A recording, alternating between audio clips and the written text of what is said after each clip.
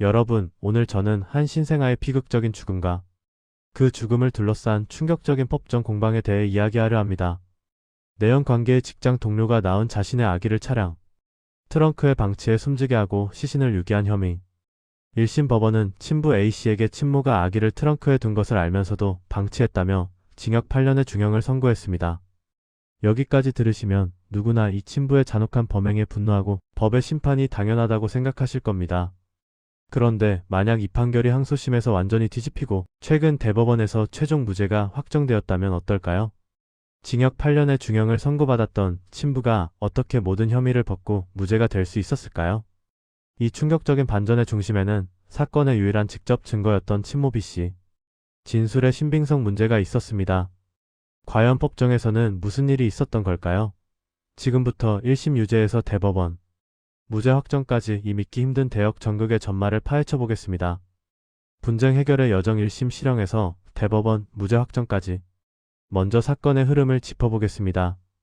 친부 A씨는 내연 관계인 B씨가 자신의 아들을 출산하자 B씨와 공모하여 아기를 차량 트렁크에 방치해 숨지게 하고 시신을 해변 수풀에 유기한 혐의로 구속 기소되었습니다. 1심 법원은 A씨가 친모 B씨의 행위를 알면서도 묵인하고 방치하여 사망에 이르게 했다며 공모관계를 인정, 징역 8년의 실형을 선고했습니다.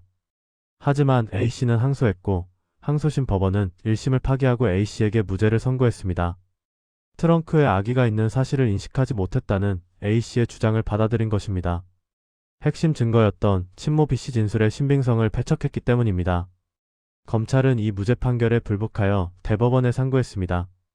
그리고 2025년 10월 30일 대법원은 항소심의 무죄 판단에 법리 오해가 없다고 보고 검사의 상고를 최종 기각했습니다. A씨의 무죄가 확정된 것입니다. 법원의 판단 논리 심층 분석 공범 진술의 신빙성 판단 기준. 대법원이 1심의 중형 판결을 뒤집은 항소심의 무죄 판단을 확정한 핵심 논리는 유죄 인정의 거의 유일한 증거였던 친모 B씨 진술의 신빙성을 인정할 수 없다는 것입니다. 형사재판에서 공범의 진술은 매우 강력한 증거가 될 수 있습니다. 하지만 동시에 공범은 자신의 형량을 줄이거나 책임을 전가하기 위해 다른 공범에게 불리한 허위 진술을 할 위험성도 매우 큽니다. 따라서 법원은 공범의 진술을 증거로 사용할 때 다른 객관적인 증거로 뒷받침되는지 진술 자체가 일관되고 합리적인지 등을 매우 신중하게 따집니다. 항소심이 B씨 진술의 신빙성을 배척한 이유는 다음과 같습니다. 첫째, 진술의 일관성이 부족했습니다. B씨는 경찰 조사 초반에는 A씨에게 아기를 바로 입양 보냈다고 말했다. 단독으로 범행한 것이다 라며 A씨를 감싸는 듯한 진술을 했습니다. 그러나 이후 어씨가 아기를 버리자고 했다고 진술을 정반대로 바꾸었습니다.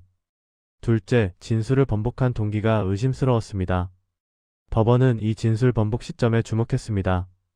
B씨가 진술을 바꾼 시점이 A씨의 구속영장이 기각된 직후였고 B씨가 이 사실을 알고 있었다는 점입니다. 항소심 재판부는 이를 근거로 B씨가 A씨에게 버림받았다는 생각이 진술 번복의 요인이 됐을 가능성이 크다고 판단했습니다. 즉, B씨의 진술이 객관적인 사실에 근거했다기보다는 자신은 구속될 위기인데 A씨는 풀려나는 것을 보고 배신감이나 앙심을 품고 허위 진술을 했을 가능성을 배제할 수 없다는 것입니다. 아빠는 왜 무죄, 엄마는 왜 유죄였을까? 쉬운 설명. 이 비극적인 사건의 재판 결과가 엇갈린 것은 증거 때문입니다. 아기를 트렁크에 둔 것은 명백한 사실이고 그 행위를 한 사람은 친모 B씨였습니다. B씨의 범행은 여러 증거로 입증이 가능했을 것입니다. 문제는 친부 A씨가 이 사실을 알고도 묵인했는가, 즉 공범인가 하는 점입니다. 1심 법원은 아빠인데 어떻게 몰랐겠어? B씨 말이 맞아라며 A씨도 공범이라고 봤습니다. 하지만 항소심과 대법원은 더 엄격하게 판단했습니다. A씨가 공범이라는 직접적인 증거는 오직 B씨의 진술뿐이었습니다. 그런데 B씨는 처음엔 A씨는 몰라요. 저 혼자 했어요 라고 했다가 나중에 A씨가 구속되지 않고 풀려난 것을 알고 나서야 A씨가 시켰어요 라고 말을 바꿨습니다. 법원은 B씨가 A씨에게 배신감을 느껴서 불리하게 거짓말을 했을 가능성이 있지 않은가?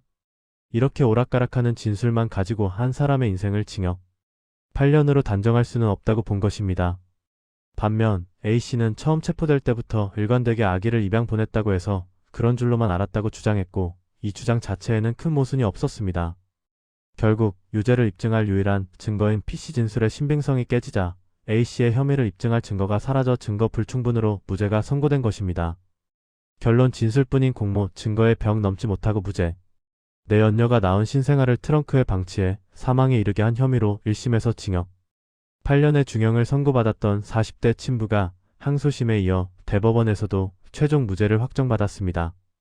이 극적인 반전의 이유는 유죄를 입증할 핵심 증거였던 친모 B씨 진술의 신빙성이 무너졌기 때문입니다.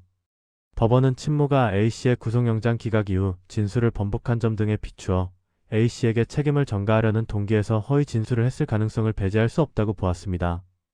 비록 A씨가 도덕적 비난에서 자유로울 수는 없겠지만 형사재판은 의심이 아닌 증거로 판단해야 한다는 대원칙을 대법원이 다시 한번 확인한 판결입니다.